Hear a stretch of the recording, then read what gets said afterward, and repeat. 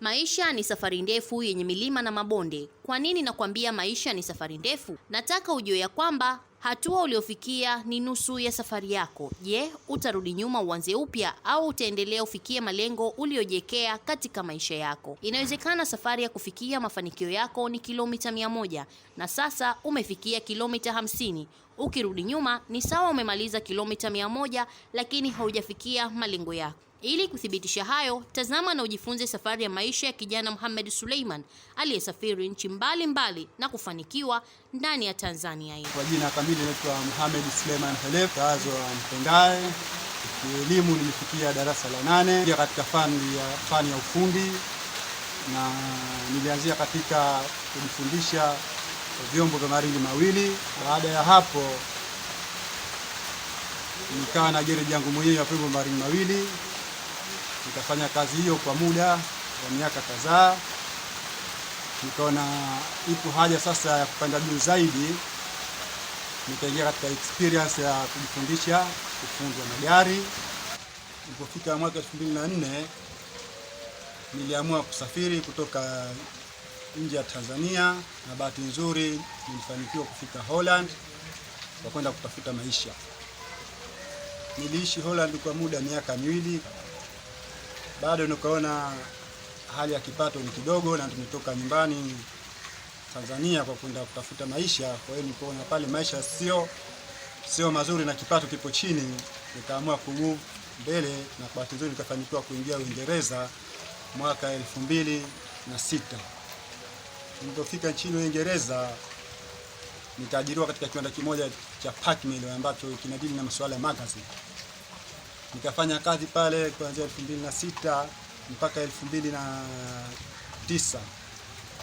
Kwa bahati nzuri kiwanda kikawa hakina tena kazi, ikabidi tukatakiwa kila alioajiriwa pale angalie kazi kwa upande mwingine. Kwa bahati nzuri nikajikuta ni mtu ambaye na experience ya ufundi wa magari. Basi ilitokezea tu siku moja mimi na rafiki yangu alipeleka sehemu gari yake kutengenezewa garage. Kwa bahati nzuri pale, kwa vile nilikuwa sina kazi kipindi kile, akajaribu kuambia wale pale wahusika pale, bwana tunataka kazi ya ufundi. Kwa bahati nzuri pale akasema ni mafundi, tukamwambia si ndio mafundi. Akasema basi kesho nataka muje hapa tuone vipi mnafanya kazi. Bahati nzuri siku ya pili mimi nikaenda pale garage. Kufika pale garage, ni garage ya wazungu. Kufika pale wakataka kuona ile experience yangu. Wakaniambia bana, leo utaanza kazi hapa tuone vipi utendaje kwa kazi. Kwa bahati nzuri nikaenda nikafanya kazi kwa siku ile, na ilikuwa kuna baadhi ya kazi pale wao walikuwa hawachukui, lakini baada ya kufika mimi kuna baadhi ya kazi ikabidi wakaanza kuchukua kwa vile nipo mimi na experience ya kutosha. Basi nikafanya kazi pale kwa muda kama miaka 2, lakini nikajikuta bado kiwango cha fedha kipo chini. Bahati nzuri kukawa na gereji nyingine jirani yetu pale ya Mwafrika ambaye anatoka Uganda, akanihitaji mimi nende nikashirikiana naye katika masuala ya ufundi. Sawa, nikakubali nikaenda pale, akaniongeza mshahara, napata pesa tofauti na pale nilipokuwa nafanya kazi mwanzo. Kwa hiyo tukashirikiana pale kufanya kazi mpaka mwaka 2011. Ilipofika mwaka 2011 yeye shughuli zile za kiufundi kawa haziwezi tena kwa sababu alikuwa tayari mtu mzima. Ikabidi ile sehemu akaniachia mimi kama mimi niliendeleze biashara. Sawa, nikachukua ile eneo nikawa nafanya kazi, nikachukua na ndugu zetu wa nyumbani Waswahili wenzangu tukawa tunafanya kazi pale, lakini biashara ilishindwa kuendelea kwa sababu wengi walikuwa wakileta pale gari mwisho ilikuwa ni Waafrika wenzetu, au unaweza kusema ni watu wa nyumbani. Kwa hiyo mtu wa nyumbani anapoleta kazi yake pale, unapomwambia pengine kazi yako mimi nitakufanyia pengine kwa paundi 30 au paundi 50, yeye tayari pesa ile anapiga hesabu kwa shilingi. Anaona huyu mimi nikimlipa paundi 50, kazi hii namlipa sasa namlipa na 100,000 pengine, kitu ambacho ni vitu viwili tofauti. Kwa hiyo nikaenda hivyo maisha yangu. Mwisho wa siku nikaja nikajikuta ile sehemu katika masuala ya kulipa makodi inakuwa ni ngumu, sio? Kwa sababu kodi za zungu tofauti na kodi zetu sisi. Kwa sababu pale unalipa pound na pesa yao inakuwa iko juu. Kwa hiyo ikafika mwisho wa siku tena akajiona siwezi kuendeleza biashara pale, na wenzangu wale na wao, kwa sababu wao hawakuwa ni mafundi, wao walikuwa ni kama wanafunzi. Kwa hiyo ile jukumu lote ikawa ni kwangu mimi. Basi nikifanya ile kazi pale mpaka mwaka 2011. Kufika mwaka 2011 nikaona sasa hapa kwa maisha hapa kwa upande wangu mimi inakuwa ni magumu na nipo nje ya process. Kwa hiyo nikaanza process bora za kutaka kurudi nyumbani ili kwa kuja kuendeleza biashara zangu za kiufundi na kuendeleza maisha yangu kwa ujumla. Nilifanya uamuzi wa kutaka kurudi nyumbani, yani kwa kujiamini mimi mwenyewe kama kwa maisha ya Afrika nitakwenda kukabiliana nayo. Tofauti na watu wanapofikiria au mtu anapokuwa na mawazo kama nishaishi Ulaya pengine miaka 5, 10, labda mtu akirudi Afrika ataenda kuhangaika, na hayo ni mawazo ya watu wengi sana ambao wako nje. Kwa mawazo ya kurudi Afrika wanayo, lakini hawajiamini, wana hofu kwa vile hawapo Afrika kwa muda mwingi sana. Na vile vile napenda kusema kitu ambacho kikubwa kinanipa hope kwa tayari na experience yangu ya ufundi tofauti, niko tofauti na mtu ambaye hana experience. Kwa hiyo mimi nikifika kule siendi kwa kutegemea pengine kuajiriwa au siendi kutegemea pengine serikali itaniajiri. Narudi kule kwa experience yangu nilikuwa nayo. Baada ya kurudi Afrika 2011, jambo kubwa ambalo niliangalia kwanza la kwanza nalo kwa mimi nikaanza sasa nirudi katika experience yangu ya ufundi nilikuwa nayo ili nijiongezee kipato zaidi na maisha yaende mbele. Nikaanza kufungua garage yangu mnamo mwaka 2012 mwanzoni, mpendaye pale nyumbani, na nilianza na kijana mmoja, tukaenda kidogo tukaenda mpaka baadaye akaja vijana wengine wakanifuata kutaka kuchukua experience.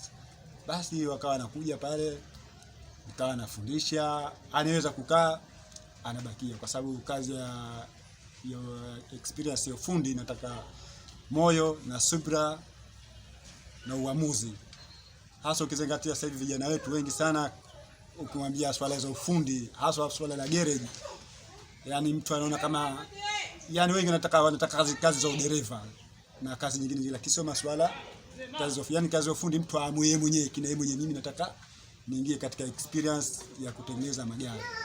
Kwa hiyo vijana wanakuja wananiomba tunataka kuja kujifundisha ufundi, wanakuja nakaa nao, kinachopatikana na wagaia, alhamdulillah nashukuru. Sio kama ndo mwanafunzi kaja kujifundisha kazi tena ifike jioni tena ndo aondoke kwa vile ni mwanafunzi. Nashukuru kuna wanafunzi wakiingia ile siku mtu anayoanza kazi, basi siku ile basi mimi nampa pesa ya matumizi. Na hilo nafikiria ndo kubwa pengine nilivutiwa, kwa sababu ukisema mtu mwanafunzi usimgee pesa, basi nafikiria baada ya siku 2-3 atakukimbia, kwa sababu yeye anakuja pale kwa malengo yake, sio malengo ya ufundi tu. Changamoto kubwa ninayoipata kwa wateja wangu, siwezi kusema kama wote ambao tunakosana Kiswahili labda katika masuala ya malipaji. Wapo wengine wanathamini ile kazi, vipi mtu amehangaika, na wengine mtu anajua kama ni kazi ya kawaida. Na nyingine nilikuwa nimewapa vijana wanafanyia taxi. Nashukuru kwa hilo.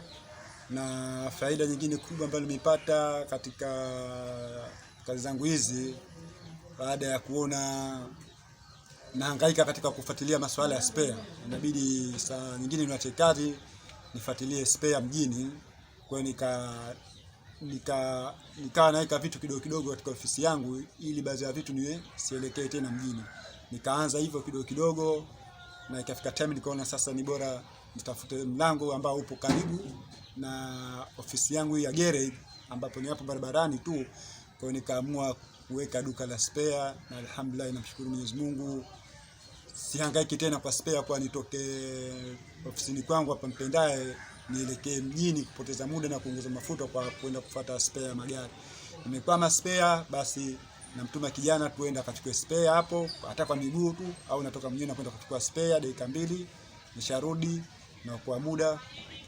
Na vile imesaidia kwa customer wangu, mtu anaweza kaleta gari yake garage akaniambia bana napatia gari yangu utakachokikuta chochote wewe maliza, alafu utakuja kupigiana hesabu utapomaliza kazi. Basi najikuta hata duka langu linaenda kwa kupitia gereji yangu. Nahitaji kifaa na kwenda kuchukua, naingiza katika gari ya mtu na mwekea gari yake sawa. Ikifika jioni nakuja nampa hesabu yake. Basi customer vile vile anafurahi, tayari nishamsavia ni muda wake, kaacha gari yake ofisini kwangu, kaenda na shughuli zake, na kuja kuchukua gari yake bila kumwambia kitu fulani nahitaji kitu fulani. Yake gari yake kila kitu kwa sawa, anachukua nenda zake. Ushauri hasa ushauri kwa vijana ambao wengi wanyezana kwa utapotoka nje ya Afrika ukaelekea nchi za Ulaya unakwenda kufanikiwa kimaisha. Ni kweli wapo ambao wanafanikiwa na wapo ambao hawajafanikiwa. Kila mtu na vile ambavyo atakapofika pale akajiangalia vipi nyumbani ametoka, maisha yako yako vipi, upatikanaji wa kazi nyumbani uko vipi.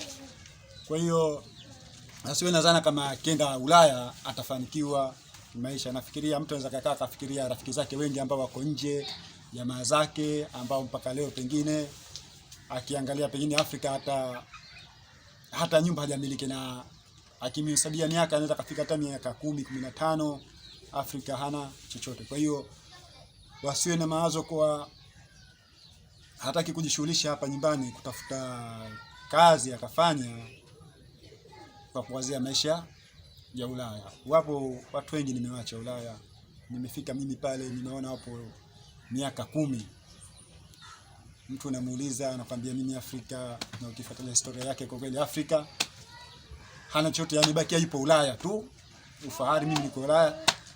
Kwa hiyo kwa vijana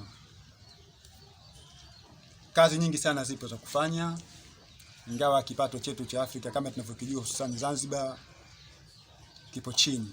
Kazi zipo za kujishughulisha lakini kipato kipo chini. Kwa hiyo vijana, leo mimi nipo kijana mwenzenu katika masuala ya ufundi, na kama nilivyojielezea tayari kazi zangu hizo za ufundi nimeweza kufika nchi tofauti, nimeishi, nimeona mazingira ya kule, nimefanya kazi, nimeona ugumu wake, nimeona urahisi wake. Ugumu upo tofauti na tunavyofikiria kwa Ulaya ni Ulaya.